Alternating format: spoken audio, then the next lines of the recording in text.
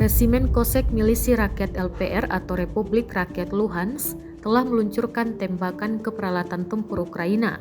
Rekamannya ramai beredar di Telegram pada Kamis 27 Oktober 2022. Di Soledar, Resimen Kosek LPR menggunakan tank, artileri, rudal panggul, hingga senapan dalam melibas pasukan Ukraina. Dalam keterangan unggahan disebutkan penembak dari Resimen Kosek ke-6 menghancurkan peralatan dan personel musuh di Soledar. Dampak serangan berupa ledakan dan kehancuran terekam kamera drone LPR.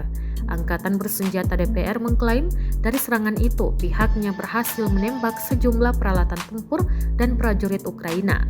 Meski mengalami kemunduran di Liman, pasukan gabungan DPR LPR bersama dengan tentara Rusia mengalami kemajuan di beberapa wilayah lain.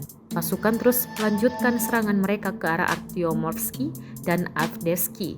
Pertempuran sengit juga terjadi di Soledar, Mayorsk hingga Ukledar.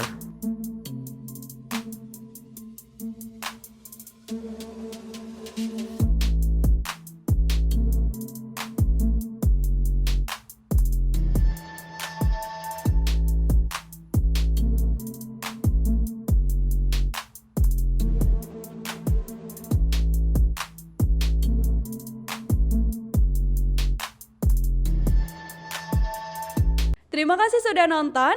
Jangan lupa like, subscribe, dan share ya.